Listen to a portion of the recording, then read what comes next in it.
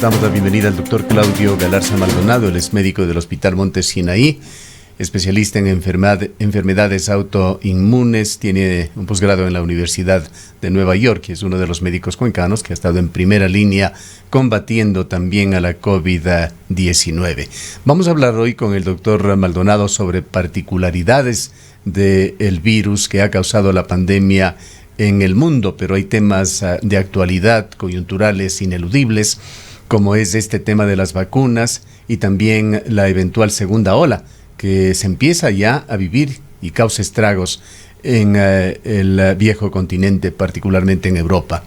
Le damos la bienvenida, doctor Galarza. En primer lugar, quisiéramos que se refiera usted a este tema, a esta empresa COVAX, que no es de las más conocidas, de las que más han sonado, entre los más de un centenar de proyectos que existen sobre la vacuna.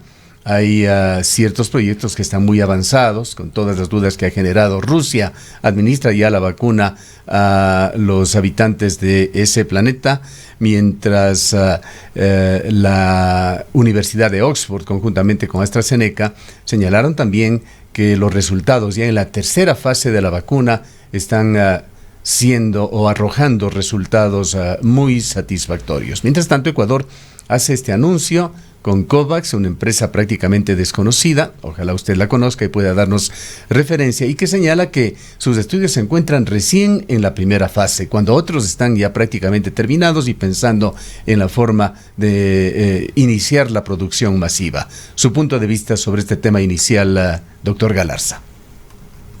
Muy buenos días, gracias por la invitación. Respecto a la vacuna de COVAX, como usted bien decía, Gustavo, es una compañía que no es muy conocida. Lo que he podido averiguar y saber de las comunicaciones es que es una vacuna que tiene péptidos que pueden inducir una respuesta tanto celular como de anticuerpos, y que teóricamente, según la información que ellos tienen, podrían producir una inmunidad sólida, ya que no solamente producirían anticuerpos contra el COVID, sino también estimularían otra rama del sistema inmune, que es la inmunidad celular. Pero es la única información que tenemos. También sabemos que está en fase 1, quiere decir que hasta que terminen los estudios de fase 1 en 60 pacientes en Taiwán, luego comienza una fase 2 y ya en un número mayor de pacientes, y luego una fase 3 antes de la comercialización, podría pasar un tiempo bastante importante. Inclusive si se aceleran los tiempos regulatorios, lo cual a veces no es muy positivo, porque no hay una seguridad de la calidad y la seguridad de la vacuna.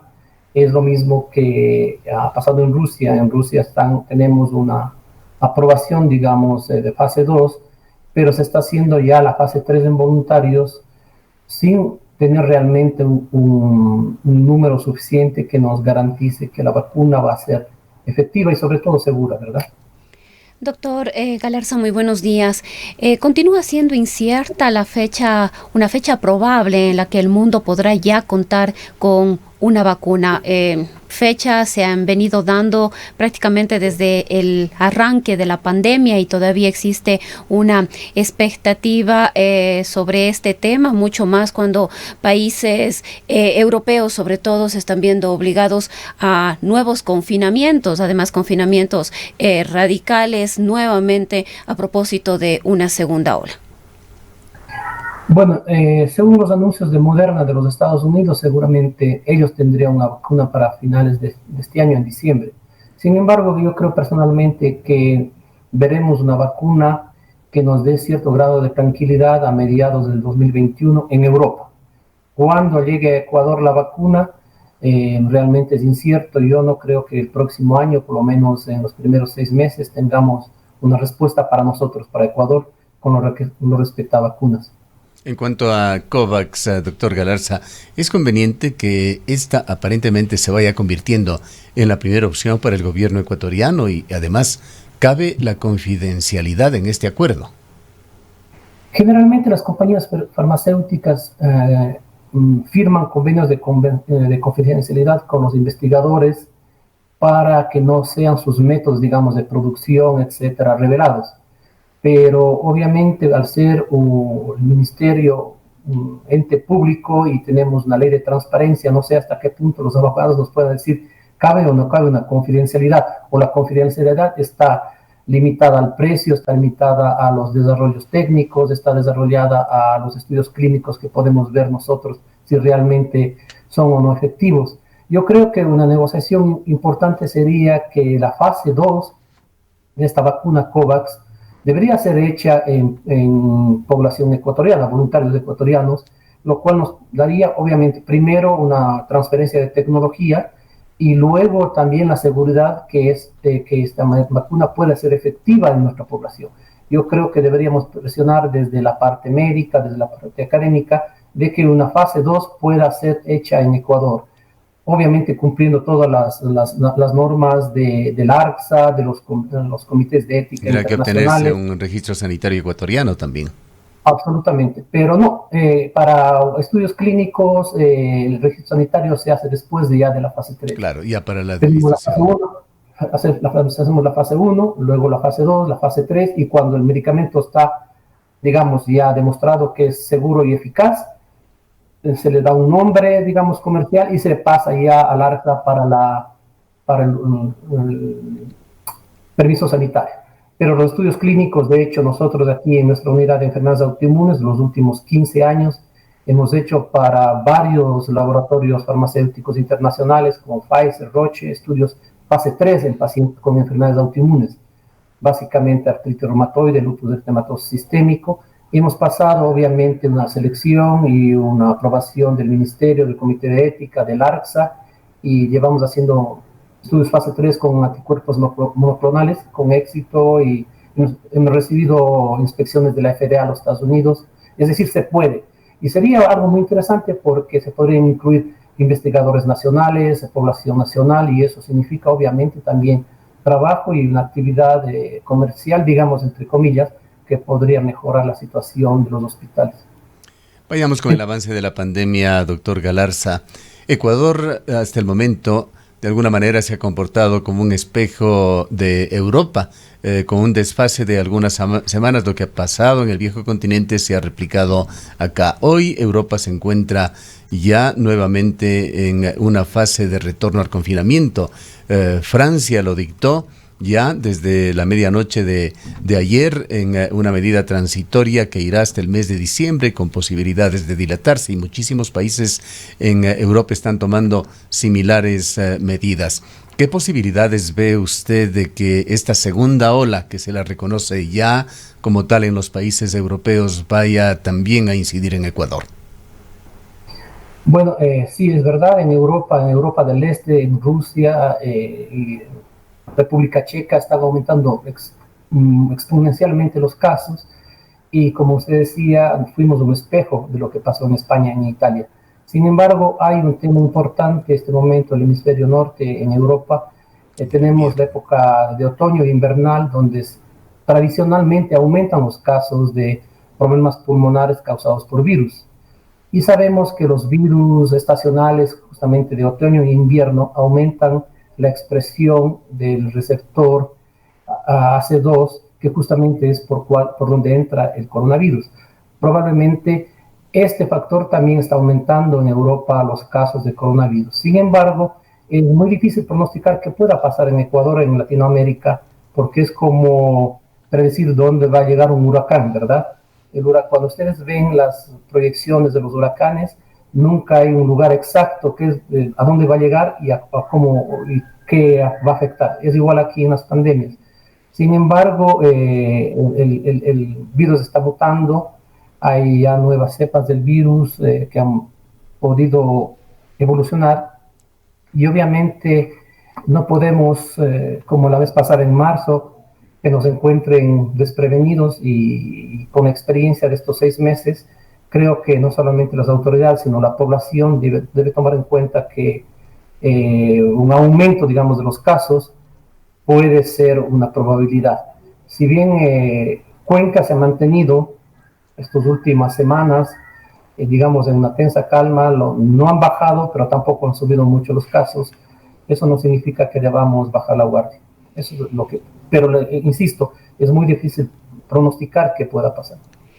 ¿Qué opinión le merece, doctor Galarza, a usted la posición que mantiene respecto de la pandemia COVID-19 el Gobierno Nacional a través de su Ministerio de Salud? El ministro Juan Carlos Ceballos insiste que Ecuador es un ejemplo a nivel mundial en lo que tiene que ver al manejo de la pandemia. Sin embargo, epidemiólogos, salubristas afirman que Ecuador es el segundo país en el mundo con muertes por exceso durante la pandemia de la COVID-19 y además seguimos siendo uno de los países a nivel de todo el mundo que realiza el menor número de tests. Ahora el ministro dice que una de las razones por las cuales a Ecuador, entre comillas, le ha ido bien enfrentando la pandemia es la atención primaria en salud y el recorrido a través de brigadas para contener de alguna manera los contagios. Y creo que esto es importante analizar precisamente en la mirada de lo que está ocurriendo en Europa y lo que probablemente podría ocurrir en Ecuador. Yo creo, estoy de acuerdo con los colegas que están en desacuerdo con el ministro. No creo que Ecuador sea un ejemplo luego de tener más de 20.000 fallecidos por la epidemia. Sabemos lo que pasó en Guayaquil y obviamente no fue un ejemplo del manejo desde parte de las autoridades. Yo creo que el problema nuestro es que tenemos autoridades de salud, pero no tenemos autoridades en salud. Y esa es la gran diferencia. Yo no coincido con el ministro para nada. El índice de contagios no podemos saber cuánto es. Cuenca sabemos que tenemos muchos contagiados porque yo personalmente he visto más de 200 pacientes y no soy neumólogo. Es decir, y en Guayaquil la situación, ustedes recordarán al inicio, fue catastrófica. Entonces no sé de qué ejemplo pueda estar hablando el señor ministro. Además, el señor ministro asegura también que Ecuador estaría preparado para enfrentar una segunda ola. ¿Estamos realmente preparados para enfrentar un nuevo rebrote de casos de COVID-19 en el país?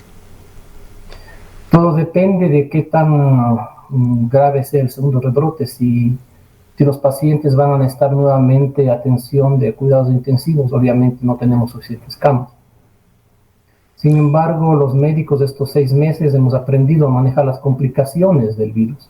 Estamos mejor entrenados y creo que la comunidad médica sí está preparada, digamos, para manejar los casos no tan graves del COVID y retenerlos, digamos, en sus hogares o darles tratamiento en los hospitales, pero no creo que estemos preparados y nadie está preparado para aumento crítico de los casos que necesiten cuidados intensivos, eso no creo. Parte de los problemas de Ecuador, doctor Galarza, ha sido la debilidad de la información de base, de las estadísticas, que justamente en estos días se intenta mejorarla con un programa gubernamental, cambiando un viejo sistema manual para reportar las incidencias de la COVID en los distintos sitios del país. También está en marcha un estudio de incidencia de la COVID que se está desarrollando estos días justamente en la ciudad de Cuenca para determinar la incidencia sobre la población, por lo menos en el sector urbano de Cuenca.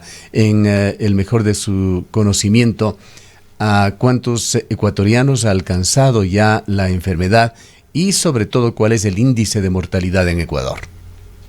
Lo que yo podría decir al respecto es lo siguiente, es que nos hemos concentrado todo el tiempo en 2 tipos de pruebas, y me refiero al hisopado, que es el PCR, y las pruebas rápidas. Y también nos hemos concentrado en ver el impacto en las camas de cuidados intensivos.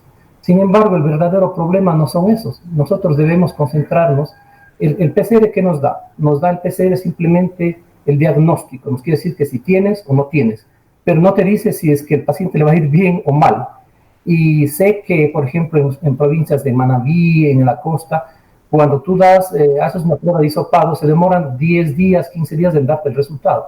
La enfermedad dura 11, 14 días, es decir, que cuando tienes el resultado ya no te sirve para nada, simplemente es un número estadístico. Y las pruebas rápidas sirven para ver a los pacientes que ya están pasando o pasaron la enfermedad. Por eso es necesario enfocarse justamente en que el virus produce una inflamación. Ya lo hablábamos con usted, tal vez en marzo hablamos sobre la inflamación, hablamos sobre el uso de la dexametasona, luego hablamos de los monoclonales durante las diferentes entrevistas. Y esto es vigente. Si un paciente estuvo en contacto con alguien o tiene un mínimo síntoma, es necesario también hacer otras pruebas para establecer su estatus inmunológico. Son pruebas baratas que hacemos todos los médicos, son un hemograma simple que nos permita ver si existe o no existe inflamación, y es lo que produce al final la enfermedad. Produce unos procesos inflamatorios que a veces derivan o se parecen mucho a las enfermedades reumáticas autoinmunes que nosotros manejamos en el centro. ¿Quiénes fallecen en Ecuador, doctor Galarza? ¿Cuál es el prototipo de pacientes más voluble? No le entendí, perdón, Gustavo, no le escuché bien. Le preguntaba, ¿quiénes fallecen en Ecuador? Si es que se puede definir el prototipo de los pacientes más volubles a esta enfermedad. Bueno, principalmente, obviamente, los mayores de 65 años, los que tienen comorbilidad, hipertensión, obesidad, tienen alguna enfermedad concomitante, pero hemos visto lamentablemente fallecer a jóvenes, e inclusive he visto un par de casos de niños, no con fallecimientos, sino con reacciones autoinflamatorias bastante extensas y graves. Todo depende, cuando hablamos de una infección y de su asociación con las enfermedades autoinmunes y las autoinflamatorias, depende de 3 factores. El primero, digamos así, de la virulencia, qué tan agresivo es el virus. Luego la cantidad del virus y luego la capacidad del recipiente o del huésped de nosotros, que también estamos, cómo se encuentra nuestro sistema inmune para reaccionar ante la inflamación producida por el virus. Cada uno de nosotros somos diferentes y tenemos una predisposición genética a las enfermedades inflamatorias. Si una persona que tiene una predisposición genética para la inflamación en sí, y encima tiene una carga viral alta por un periodo prolongado, obviamente esa persona puede complicarse ya con una neumonía, o una neumonitis autoinmune o autoinflamatoria, que es la que causa la hospitalización de los pacientes, y luego complicaciones como la trombosis o simplemente un proceso multiorgánico que lleva a las complicaciones y a la muerte. Pero de los 200 pacientes, un poco más que hemos visto aquí en el Monte Sinaí, en la unidad de enfermedades autoinmunes, un 10%, más o menos 25 pacientes han necesitado la aplicación de anticuerpos monoclonales. Yo lo llamo ahora un poco la receta de Trump. Es lo que hicieron con el presidente Trump, darle glucocorticoides y un cóctel de anticuerpos, que es una estrategia bastante usada, digamos, para el control de las enfermedades reumáticas autoinmunes y autoinflamatorias los últimos 25 años. Está muy estudiada, está aprobada y sabemos cómo manejarla. Yo creo que en cierto grupo de pacientes que tienen predisposición genética, que ahora ya podemos saber inclusive los factores de riesgo que tiene un paciente, aparte del PCR o de las pruebas rápidas, sabemos que una persona que tiene inflamación, eso se puede ver en una prueba que se llama proteína C reactiva muy fácilmente.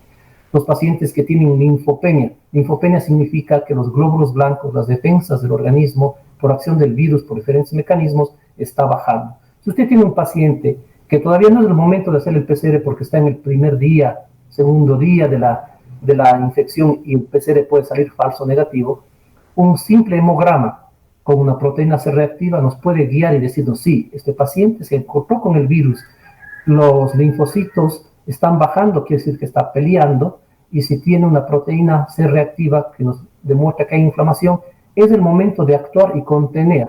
Y esos pacientes con un tratamiento simple, barato, antiinflamatorio, contenemos que vayan a necesitar atención ya en el hospital o peor aún ser hospitalizados. La estrategia debe cambiar.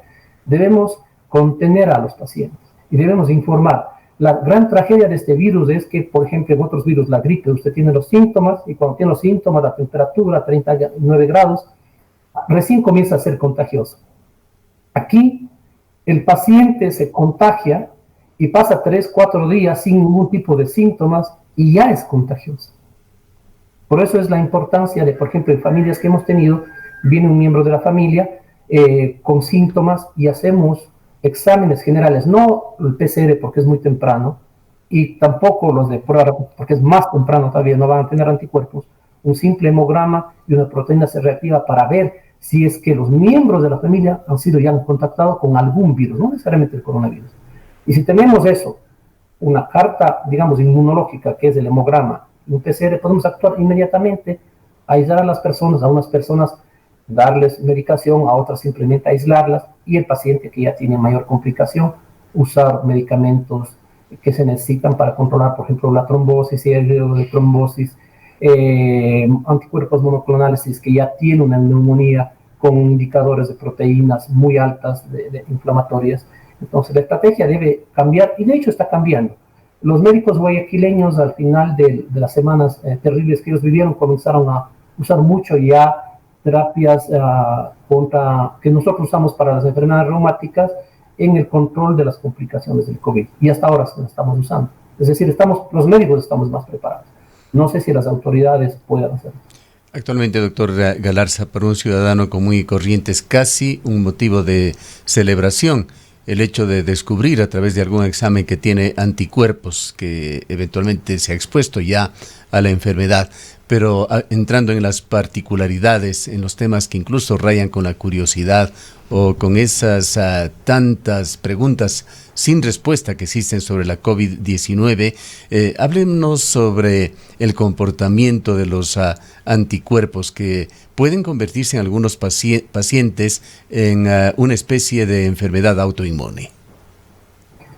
Mire, nuestro sistema inmune se divide en dos partes, digamos. Es como un ejército. Tenemos primero los soldados que salen al frente, batallan, y eso se llama una inmunidad innata.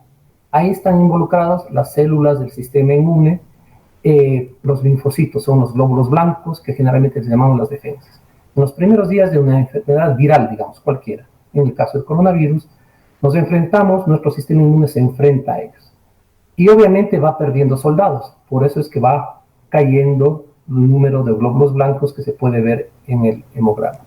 Y luego tenemos ya las fuerzas especiales, que luego de unos 7, 8 días comenzamos a producir nuestros linfocitos. Hay unos linfocitos que se llaman linfocitos B. Esos linfocitos B son los productores en general de todos los anticuerpos que nos protegen de todas las enfermedades que nosotros tenemos, virus, bacterias, y también en algunos casos, en algunas personas, sobre todo en mujeres, comenzamos a producir autoanticuerpos. Estos autoanticuerpos producen autoinflamación. En vez de protegernos, nos atacan. Entonces, en el caso específico del coronavirus, ya sabemos que los primeros días, cuando hay mucho virus, existe mucha muerte de los soldados de estas células del sistema inmune, pero luego ya comenzamos a producir anticuerpos.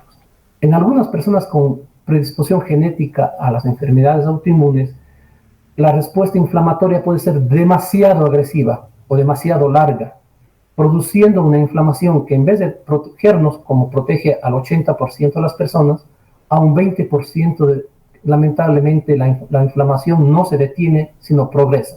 Ya no existe prácticamente el virus está controlado, y lo que pasa es que la inflamación de los pulmones y de otros órganos pueden llevar a complicaciones que nos llevan a ser hospitalizados y a veces ser entubados. Entonces, la hiperinflamación que produce el coronavirus en algunos pacientes produce también ciertas proteínas que se llaman proinflamatorias. Una de ellas muy famosa se llama interleuquina 6, tiene ese nombre porque se comunica entre las células. Y esa proteína permite que el sistema inmune, por ejemplo, se active y produzca más anticuerpos. Cuando ese proceso de producción de estas proteínas del sistema inmune es muy alto, es muy exagerado, en vez de protegernos, nos ataca. Y comienzan las enfermedades autoinmunes, por ejemplo, como el lupus eritematoso sistémico, la artritis reumatoide, y la trombosis, por ejemplo, en el síndrome, tiene un nombre raro, síndrome antifosfolipídico. Es un síndrome en donde los anticuerpos que se producen producen trombosis profundas. En caso de las mujeres producen trombosis de la placenta y producen abortos frecuentes. Y se ha visto que en algunos pacientes con COVID, estos anticuerpos, autoanticuerpos del síndrome antifosfolipídico pueden ser también la causa de la trombosis. La trombosis en el COVID y en las enfermedades autoinmunes como el lupus, el síndrome antifosfolipídico, tiene una característica muy especial. No es una trombosis, entre comillas, normal y corriente que estamos acostumbrados a ver los médicos. es una trombosis inflamatoria autoinmune y está mediada, digamos, por otro sistema que se llama el sistema del complemento. Por eso el uso de los anticoagulantes en la trombosis o en la prevención de trombosis en el COVID debe ser usada con heparinas de bajo peso molecular, que son las que controlan al sistema de complemento. Muchas veces usamos anticoagulantes orales y esos anticoagulantes orales no van a ayudar al paciente con COVID. Debe ser porque es una trombosis mediada por procesos autoinmunes, no es un problema mecánico. Usted señaló, doctor Galarza, también que ha visto fallecer a niños por la COVID-19. El caso de estos niños o de jóvenes adultos aparentemente con buenos antecedentes de salud, ¿cómo se desarrollan? Hay casos incluso que llegan a perder la vida o que son severamente afectados.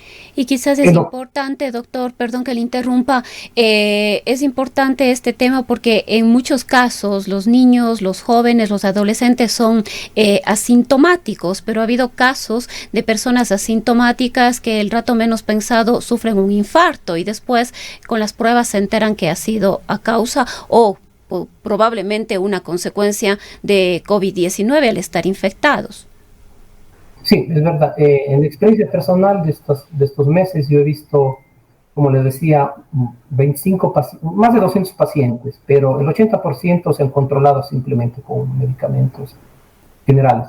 Pero un 25% de ellos, 25 pacientes o más, hemos visto ya con complicaciones graves. Vienen con fiebre, se sienten relativamente bien, pero en el día séptimo, octavo comienzan ya a presentar cambios muy importantes en la sangre, como son los marcadores de inflamatorios o esta interleuquina 6 que le menciono, y obviamente el empeoramiento de ellos es muy, muy rápido. La necesidad de utilizar ya en ellos, como le digo yo, la receta Trump de anticuerpos monoclonales y dexametasona o cualquier otro corticoide es absolutamente necesario. Pero también es importante saber de que puede ser afectado en niños. En general, los niños se han visto, digamos, salvados de esta enfermedad porque los receptores que ellos tienen y el sistema inmune que ellos tienen no es tan reactivo, hiperreactivo como ya en los adultos. Pero he visto 2 niños con temperaturas altas, con problemas hematológicos, es decir, cambios importantes en la sangre, con riesgo de trombosis, problemas dermatológicos, que algunos lo clasifican como la famosa esta enfermedad de Kawasaki, y no es más que una vasculitis, una inflamación de los vasos sanguíneos, que también es una enfermedad autoinflamatoria dentro de la especialidad de reumatología que acostumbramos a ver, pero han sido provocadas justamente por el coronavirus. Curiosamente, los pacientes con enfermedades autoinmunes que están tomando o están con inmunosupresores o con estos monoclonales por su enfermedad, por su lupus, por su artritis reumatoide, de los que se han contagiado con coronavirus, más bien han pasado bastante bien. La mayor parte de los 25 pacientes que he visto y que han estado ya un tratamiento más agresivo, no superan de la edad de 50 años, han sido pacientes entre 30 y 50 años en realidad. Luego de esta charla académica tan instructiva, doctor Galarza, culminemos con sus recomendaciones para este feriado, para quienes nos escuchan.